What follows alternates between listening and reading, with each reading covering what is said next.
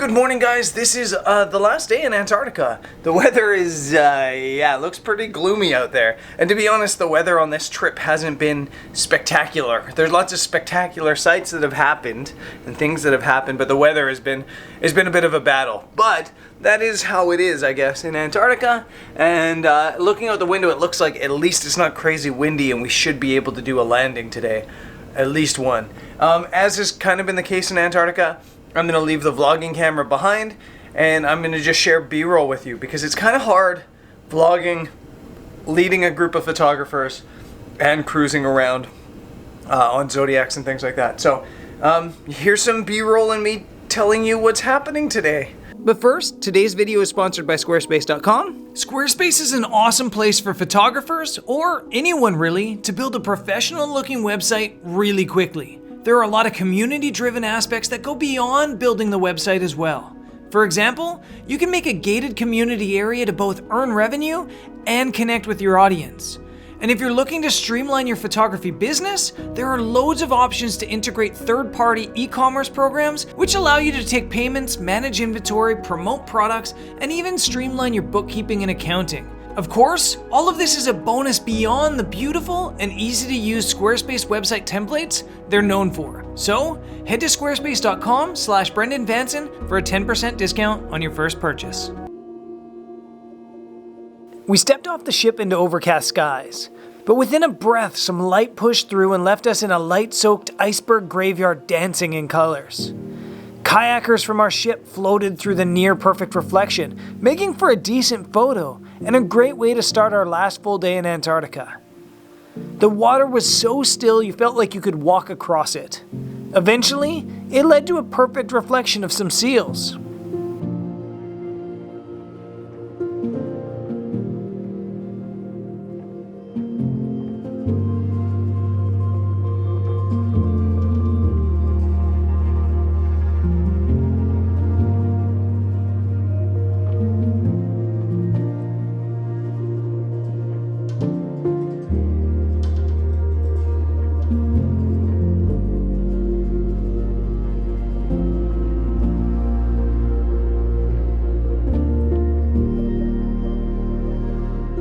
Then, almost out of nowhere, the seas just started to chop up. And as we headed towards the shore, it was hard to tell if it was snowing or if the wind was just blowing so hard it was knocking the snow off the peaks onto us. On land, the penguins didn't seem all too bothered by the near whiteout conditions. I assume that after a winter in Antarctica, this is like penguin spring break.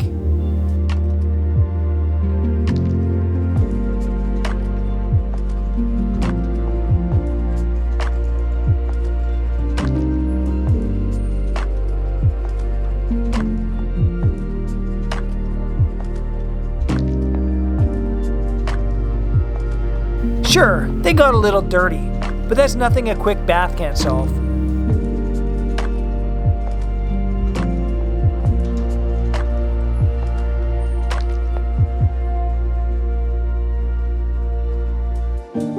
I laid out on the rocky beach amongst a pontoon of penguins. Again, getting as low as I could to the ground, not only to show off the form of the penguins, but to create depth.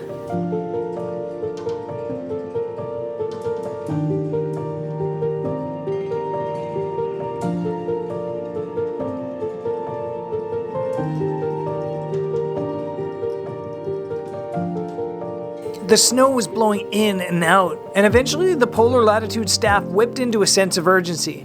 The weather's getting worse. We have to get you back on the ship. So that was a crazy morning. Out of nowhere, huge winds came in and just like knocked us off the island.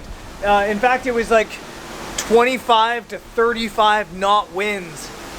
So yeah, it was a little bit wild out there this morning. We're repositioning the ship and it seems like it's calmed down. And we're gonna try to do another cruise somewhere, but they said there's not like a whole lot going on. But just to do one last cruise in Antarctica, because the weather has been a mission and we haven't been able to get off the ship as often as we would have liked to. But I mean, luckily the views from the ship are pretty epic as it is. But yeah, we're gonna get off the ship one last time. One of the staff members said to me, "I've never been out here before." And it's not like we were in uncharted territory, it's just that most expeditions don't lead here. But since we've been fighting the weather so much, we settled for basically anywhere with shelter. And let's be honest, settling for locations in Antarctica is not exactly settling at all. I mean, look at this place. We cruised on our Zodiacs past Superman blue icebergs carved like sculptures. The sheer size of these slabs of ice is hard to explain. Some of them feel like skylines of small cities. Others, just like massive warehouses. All of them dramatically impressive. So, we're back on the ship, and right there, you probably can't tell, but I can. Right here, you see calm waters, and then it gets darker. That's the Drake Passage. So, Antarctic Peninsula, or some of the islands off the peninsula there, Drake Passage there. They've told us that the Drake Passage is pretty wild, and so we're leaving a little bit early because it's going to take us longer to get across it.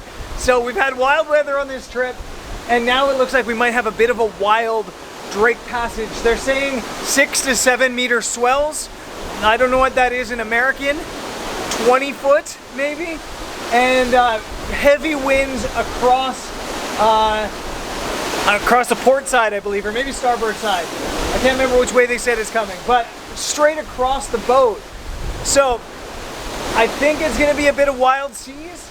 On this ship, it's a little bit hard to show that off because you can't exactly go outside in the winds. But yeah, that's it for the epically beautiful landscapes of Antarctica. And now it's time for the epically mountainous waters of the Drake Passage. Leaving Antarctica behind was sad. I don't think I could ever get sick of making photos down here. But it was definitely easier knowing that I'll be back next year. And of course, it was exciting to leave knowing that we were about to bounce across the Drake.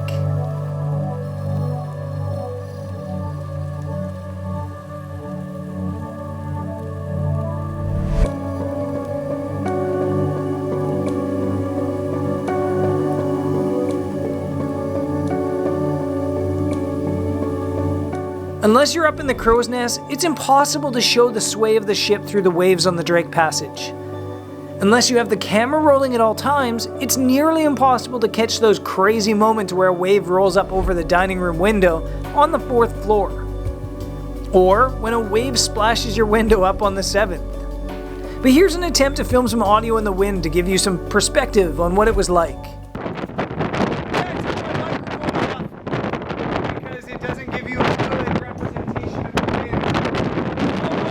And some attempts at walking down a straight hallway.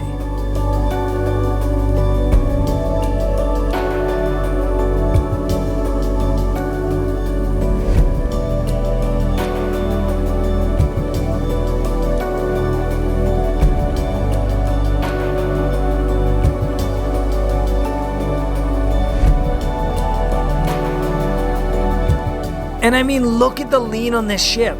It felt like we lived on the side of a hill for the better part of a day. I think we can safely say now that we survived the Drake Passage because I see land. It looks like we're about to enter the Beagle Channel. The swell has come down. It was a little bit wild there for a little bit. We were up on the 7th deck and waves were hitting the 7th deck. That's insane. The return to Ushuaia is sweet. We've come a long way.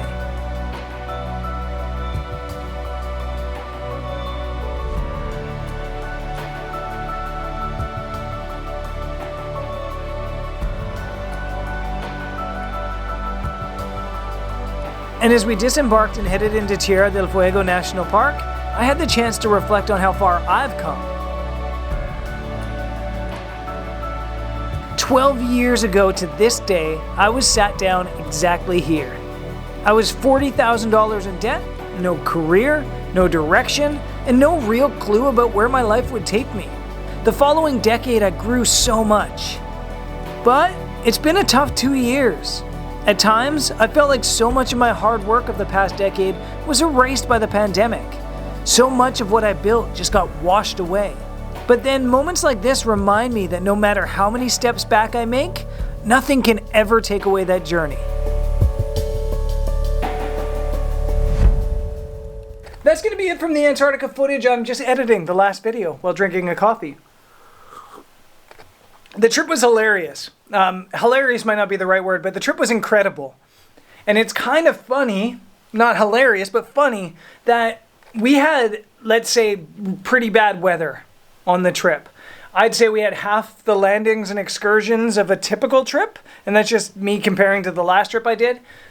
But Antarctica is such an incredible place. With just even one landing, you can almost get a year's worth of footage and photos. It's just incredible. I think in these 3 videos, shot over the span of about a week or so, I think I shared nearly 100 photos. If you want to make a bunch of really cool photos somewhere really cool, join me in Antarctica next time I go, which is like in January. And there's a link in the description of this video that will take you to the information of potentially joining that trip. So I'll see you next time. Next series is another cold place, Iceland.